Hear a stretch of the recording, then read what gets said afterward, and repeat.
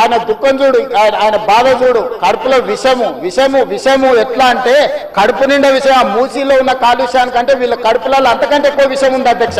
విషం జిమ్ముతున్నారు. మీరు మూసి కాలుష్యమే ప్రమాదం అనుకుంటున్నారు అధ్యక్ష. ఈ మనుషుల కడుపుల్లో ఉన్న విషయం మూసి కాలుష్యానికంటే ప్రమాదకరంగా తయారైంది అధ్యక్ష.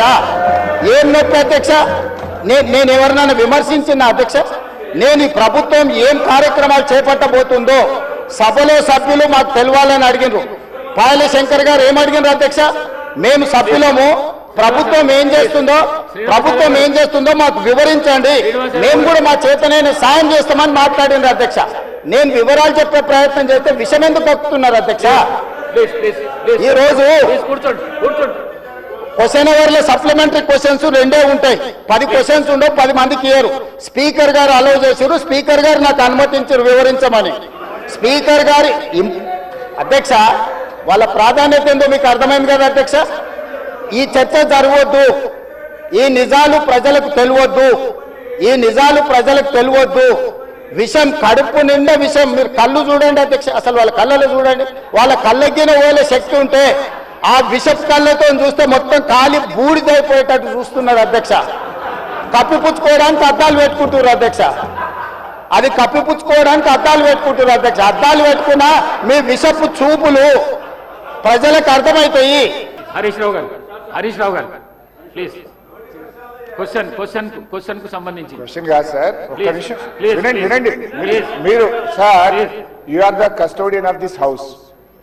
ఈ సభలో అందరి సభ్యులకు సమానమైన హక్కులు ఉంటాయి. మీరే మా హక్కుల్ని కాపాడాలి.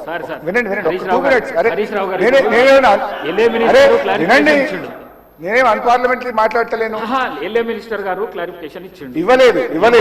Please listen to me sir, దయచేసి ఒక్క నిమిషం వినండి sir. You are the custodian of the house. సభలో ఉండే సభ్యులందరికీ సమానమైన హక్కులు ఉంటాయి. మీరే మా హక్కుల్ని కాపాడాలి, మీరు మా రెస్క్యూకు రావాలి. 2-3 విషయాలు సార్ ఇక్కడ. ఒకటి, BSc మినిట్స్ మీరు హౌస్ లో పెట్టారు. నేను దీని మీద కూడా మాట్లాడాలనుకుంటున్నా. It was decided that the Honorable Speaker will decide the number of days for which the assembly session will be held, keeping in view of the business to be transacted. మనం BScలో ఏం decide చేసినాం sir? 7 రోజులు శాసనసభ నడుపుతామని, ఆ తర్వాత మళ్ళీ BSc meeting పెట్టి decide చేస్తామన్నారు. ఇక్కడ ఎక్కడ కూడా BSc మినిట్స్ లో 7 రోజులు సభ జరుపుతామని రాలేదు. BScని జరిగిన నిర్ణయం వేరు, మీరు ఇక్కడ పెట్టినటువంటి ఎజెండా వేరు. దీన్ని సరిదిద్దండి. దీని మీద ఎలియా మినిస్టర్ గారు క్లారిఫై చేయాలి. నంబర్ 2 సార్, మాకు బిజినెస్ మొన్న రాత్రి 3ంటికి వచ్చింది, ఉదయం 3ంటికి పంపారు.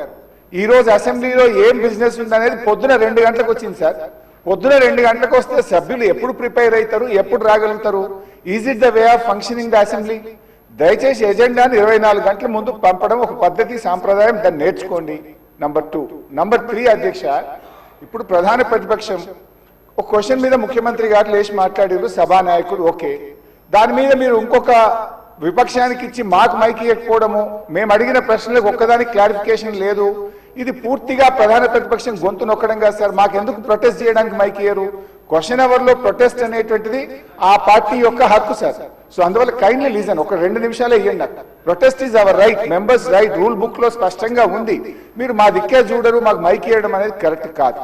ముఖ్యమంత్రి గారు మాట్లాడుతూ ఏం మాట్లాడింది సార్?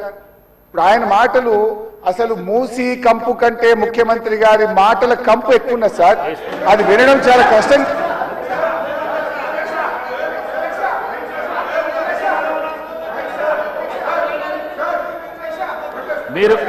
మీరు క్వశ్చన్ కు సంబంధించి మాట్లాడుతా అంటే మీకు మైక్ ఇస్తాను.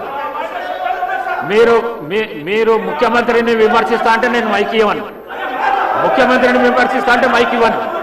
ప్లీజ్ మీరు కూర్చోండి శ్రీనివాస్ యాదవ్ గారు కూర్చోండి. ప్లీజ్ కూర్చోండి శ్రీనివాస్ యాదవ్ గారు. మీకు కూడా అవకాశం ఇచ్చినా కదా.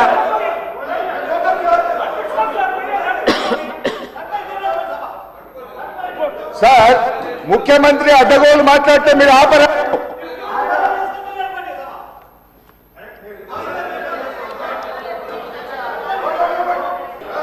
అందుకోసమని నా మాట ఒక్కటే అధ్యక్ష.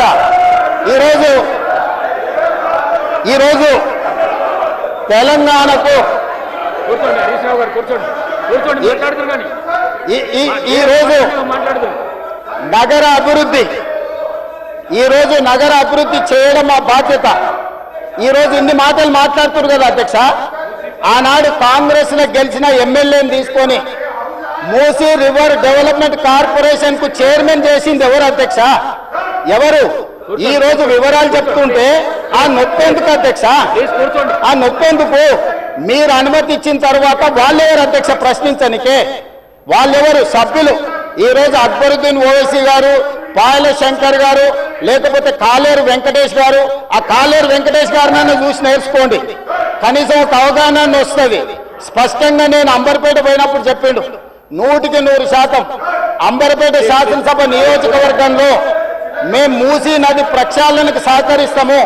మా పేదలకు అందరికీ మంచి ఇండ్లు కట్టించండి, మా ప్రభుత్వ కార్యాలయాలు కట్టించండి, మా ప్రాంతాన్ని అభివృద్ధి చేయండి, నేనే ముందు బాగానే నిలబడి మూసీ నది ప్రక్షాళనకు సహకరిస్తానని అంబర్పేట ఎమ్మెల్యే కాలేరు వెంకటేశ్వర గారు ముందుకు వచ్చి బహిరంగంగా మైక్లో చెప్పిండు.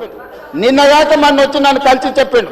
ఆ పక్కనే ఉప్పల్ ఎమ్మెల్యే లక్ష్మారెడ్డి గారు వచ్చి కలిసి, సార్ మా ప్రాంతాన్ని అభివృద్ధి చేయండి, మూసీ నదిని ప్రక్షాళన చేయడం ద్వారా మా ప్రాంతానికి ఉపయోగపడుతుంది, మీరు చాలా మంచి పని చేస్తారు, మీరు వేగంగా ముందుకు వెళ్ళండి, మా వైపు నుంచి మీకు ఏం సహకారం కావాలని చెప్పి ఆ శాసనసభలో వచ్చి కలిసిరు అధ్యక్ష. ఇవాళ నేను ఒకటే అడుగుతున్నా అధ్యక్ష, ఈ రోజు మూసీ నది ప్రక్షాళన చేసుకుంటే నల్గొండ, ఈ రోజు మూసీ నది ప్రక్షాళన మేము చేస్తున్నామంటే మీరు చెయ్యాలంటున్నా వద్దంటున్నా? ఒక్క మాటలో చెప్పండి. మీరు చెయ్యాలనుకుంటే ఏం చెయ్యాలో సూచన ఇవ్వండి, వద్దంటే మీ కడుపు మంట ఏందో చెప్పండి, తెలంగాణ ప్రజలు నిర్ణయించుకుంటారు.